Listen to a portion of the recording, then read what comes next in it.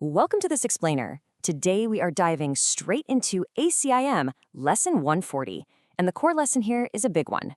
Only salvation can be said to cure. If you are looking to really grasp the mechanics of how this text approaches the whole concept of healing, well, you're in exactly the right place. We're going to unpack this incredibly dense philosophy and make it super accessible for everyone. So let's jump right into this paradigm-shifting message. Only salvation can be said to cure. It's such a beautifully simple sentence, right? But honestly, it is an incredibly radical statement. It completely flips literally everything the world teaches us about medicine, therapy, and healing right on its head. The text is basically asking us to reconsider everything we thought we knew about what it actually means to get well. So, here's our roadmap for today. First up, the ultimate cure. Second, waking from the dream. Third, the root of sickness. Fourth, healing through the mind, and finally, your daily practice. All right, Section 1, the ultimate cure, rethinking remedies. According to this philosophy, the word cure just cannot be applied to any remedy that the world accepts as beneficial. Why is that? Well, because worldly remedies only focus on fixing the physical body. The text argues that the world sees absolutely no separation from the body. It actually believes that's where the mind exists. Because of this limited view, worldly healing is really just substituting one illusion for another. You might cure one belief in sickness, but it just morphs and takes another form. The patient thinks they're well, but structurally, the core issue remains completely untouched. Moving right along to Section 2, waking from the dream, the illusion of sickness. The text uses this really powerful metaphor to explain the concept of illusion. I want you to imagine that you're having a dream, and in this dream, you are sick. Now, within that dream, you find a magic formula, like a dream medicine, that makes you feel better. You might feel totally cured inside the dream world, but here's the catch. You haven't actually awakened. Your mind remains exactly as asleep as it was before. You haven't seen the light that actually ends the dream itself. Make sense? And this brilliantly illustrates the stark contrast between two types of healing.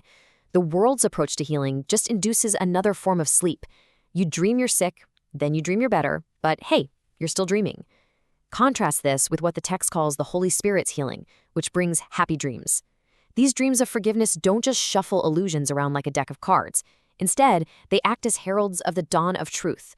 They actually lead the mind from sleep to a gentle waking, making the dreams disappear entirely.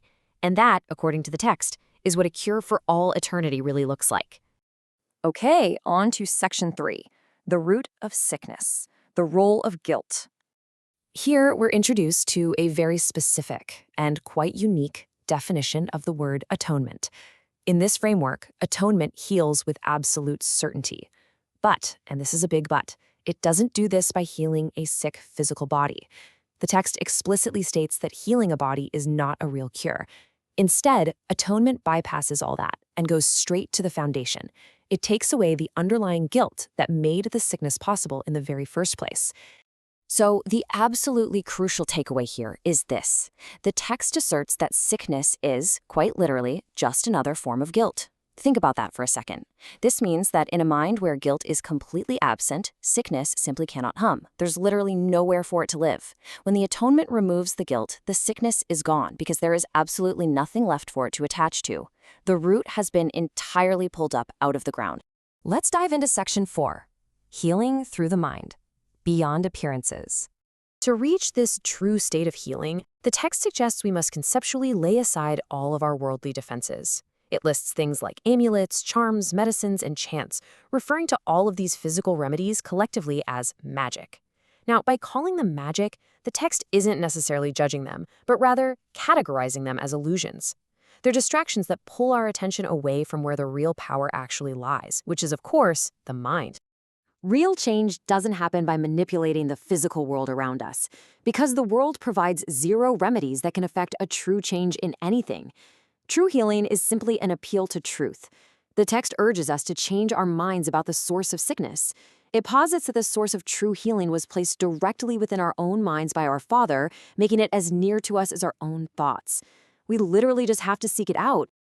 Now, this quote is a massive, massive key to understanding Lesson 140.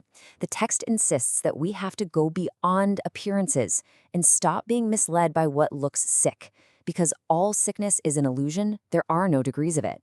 You cannot make a meaningful distinction between what is untrue and what is equally untrue. We shouldn't judge an illness by its apparent size or its seeming gravity. All illusions are equally false, and therefore every single one of them can be cured because none of them are actually real. Mind-blowing, right?